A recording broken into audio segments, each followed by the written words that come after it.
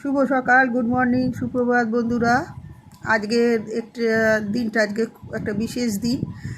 তোমরা তো সবাই জানো আজ বাবা লোকনাথের 135তম তিরোধান দিবস। এই দিনটি সমস্ত জায়গা খুব আড়ম্বরের সাথেই পালন হয় এবং প্রতিটি বলতে গেলে প্রায় বাড়িতেই বাবা লোকনাথের পুজো করা হয়। তা যদিও দিনটি আমাদের খুবই দুঃখের দিন, কেননা এই দিন বাবা লোকনাথ পৃথিবীর মায়া কাটিয়ে চলে গিয়েছিলেন অমরলোকে, তার নিজের ঘরে। কিন্তু আমরা পৃথিবীর মানুষ তার এই দিনটা, তার জন্মদিন যদিও জন্মাষ্টমীতে, কিন্তু তার এই তিরোধান দিবসটা একটি বিশেষ মানে স্মরণীয় ঘটনা হিসেবে ছিল। সেই দিনটিকে মনে রাখার জন্য তোমরা হয়তো অনেকেই জানো লোকনাথ বাবার তিরোধানের যে কাহিনী, সেটা তোমরা অনেকেই জানো, তাই আমি আজকে আর নতুন করে বললাম না। যারা জানো না তারা আমাকে কমেন্ট করে জানিও, আমি অবশ্যই জানাবো।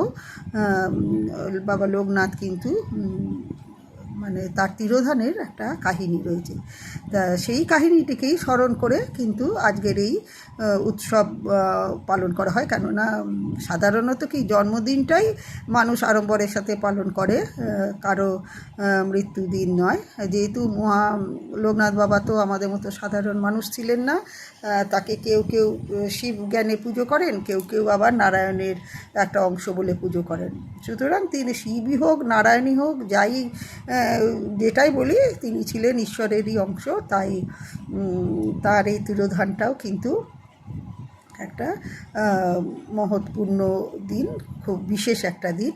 তা সব বিভিন্ন জায়গায় তো পুজো হচ্ছেই, আর প্রতিটা বা প্রায় বাড়িতেই বাবা লোকনাথের পুজো করা হয়। তা আমিও কিন্তু সেই অনেক দিন থেকে, সেই বলতে গেলে ছোটোবেলা থেকেই আমি সেভাবে আড়ম্বরের পুজো নয়, আমার লোকনাথ বাবা যেদিন থেকে লোকনাথ বাবাকে চিনেছি, জেনেছি, বুঝেছি, সেই দিন থেকে কিন্তু, যদিও তাকে বোঝা জানা চেনা সম্ভব নয় সাধারণ মানুষের পক্ষে, তবুও যে লোকনাথ বাবা কে ছিলেন, কি তার কর্মকাণ্ড, সেইটা যবে থেকে জেনেছি সেই দিন থেকে কিন্তু আমি লোকনাথ বাবার আগে বাপের বাড়িতে ছবি ছিল, বড় ছবি ছিল, তা সেখানেও, আর এখানে শ্বশুরবাড়িতে এসেও এখানে তো মূর্তি আমি কিনে 12 মাস বাবা লোকনাথের পায়ে ফুল দিই। আর এমনিও আর এই আজকের এই বিশেষ দিনে বাবা লোকনাথকে একটু সামান্য আয়োজন, বিশেষ কিছু আয়োজন না।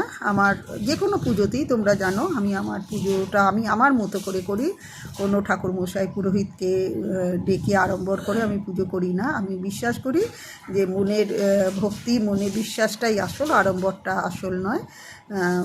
তা আমি আমার মতো করে, যেহেতু লোকনাথ বাবা মিষ্টি খেতে ভালোবাসতেন ওনার প্রসাদে, তাই একটু মিষ্টি এনে আমি গাছের, আমাদের শ্বশুরবাড়িতে যে আম গাছ আছে সেই গাছের একটা ফল একটা দিয়ে, একটু মিষ্টি দিয়ে, জল দিয়ে বাবাকে নিবেদন করি, পুজো করি বলবো না, নিবেদন করি। তা এবছরও প্রতি বছরের মতো এবছরও তাই করেছি।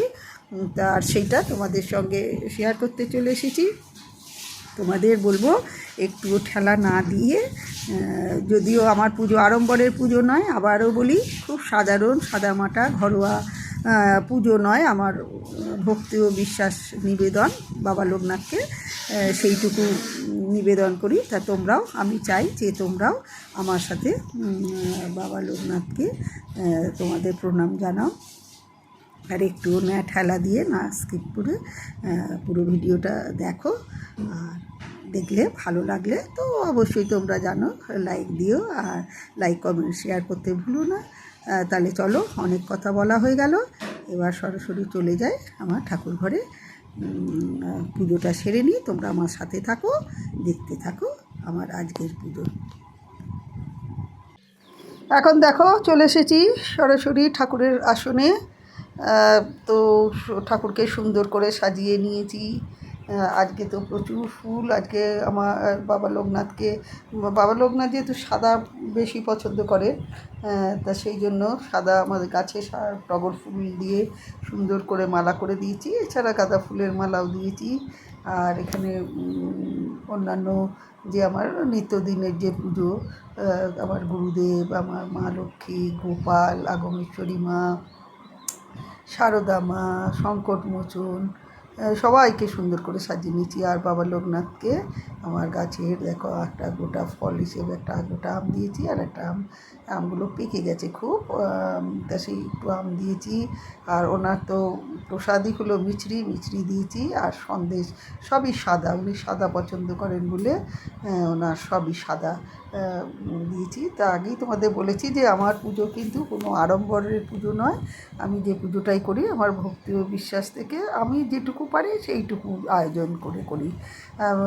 কোনো রকম যে বাহুল্য থাকে না আমার পুজোর মধ্যে। আর কোনো ঠাকুরমশাই বা পুরোহিত কাউকে দিয়েই আমি পুজো করাই না।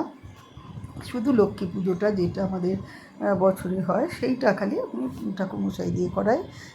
সত্যনারায়ণ সেটা ঠাকুরমশাই দিয়ে করাই। আর এছাড়া এমনি পুজো কিন্তু আমি নিজেই করি। এখানে দেখো আমার পুজো এদিকে তো মোটামুটি মন্ত্র তো আমি কিছুই জানি না। বাবা লোকনাথকে বললাম যে আমি তো কোনো মন্ত্রতন্ত্র কিছু জানি না, শুধু তোমার নাম জপ জানি। ওম নমো ভগবতে লোকনাথায় নমঃ। ব্যাস এই 108 বার জপ করে তো পায়ে ফুল, লোকনাথ বাবার পায়ে ফুল দিলাম। আর দিয়ে প্রদীপ দিয়ে আরতি করলাম, ধূপ দিয়ে আরতি করলাম। দিয়ে এইসব করে এবার বাবা লোকনাথকে প্রণাম জানালাম। বাবা লোকনাথকে তো বলে গেছে যে রণে বনে জলে জঙ্গলে যখনই বিপদে পড়িবে আমায় স্মরণ করিও, আমি তোমাদের রক্ষা করিব। তা সেই কথাই বাবাকে বলি যে বাবা তুমি আমাদের সকল বিপদ থেকে সব সময় রক্ষা করো। যখনই কোনো সংকট আসুক না কেন সেই সংকট যেন কাটিয়ে ওনার মতো মানে উঠতে পারি, সেই ক্ষমতা সেই শক্তি যেন আমাদের তুমি দিও।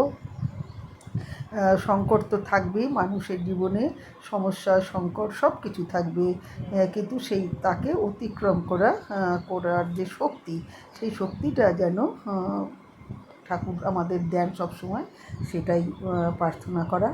আর দেখো বাবা লোকনাথকে তো অনেকেই কেউ মানে যারা অনেকে জ্ঞানী গুণীজন তারা অনেকে মহাদেবের সঙ্গে তুলনা করেন, ভোলানাথের সঙ্গে তুলনা করেন, শিব জ্ঞানে আর কি পুজো করেন। আবার কেউ বলেন যে না, যেহেতু উনি জন্মাষ্টমীর দিন জন্মেছেন সেহেতু ওনাকে নারায়ণ জ্ঞানেও পুজো করা হয়। তা আমি এখানে আমার যেহেতু গুরুদেব তো শিবজ্ঞানের শিবের বীজ মন্ত্র, তাই আমার গুরুর মন্ত্র দিয়ে যেহেতু শিব মন্ত্রে আমি দীক্ষিত, তাই আমি বাবা লোকনাথকে শিবজ্ঞানেই পুজো করলাম। লোকনাথ নারায়ণ তো আমার বুকে আছেন, নারায়ণ সর্বশক্তিমান, যে নামেই ডাকি আধার তো সেই একই, সেই একটাই ঈশ্বর। আমরা বিভিন্ন নামে ডাকি, যেমন আমরা বিভিন্ন ধর্ম বলি আলাদা আলাদা, কিন্তু সেই সব পথ তো গিয়ে এক জায়গাতেই মিশেছে, তাই না বলো? সবার মূলে কি একটা শক্তি, সে হিন্দু হোক, মুসলিম হোক, খ্রিস্টান হোক, যে কোনো ধর্মাবলম্বী হোক, যে কোনো জাতি হোক, তার কিন্তু একটাই ধর্ম, সেগুলো মানুষ জাতি। তাহলে তোমাদের কেমন লাগলো আমার লোকনাথ বাবার পুজো? যদি ভালো লাগে অবশ্যই লাইক কমেন্ট শেয়ার করতে ভুলো না। আর এতক্ষণ ধৈর্য ধরে আমার ভিডিওটা দেখার জন্য সবাইকে জানাই অসংখ্য ধন্যবাদ। জয় বাবা লোকনাথ।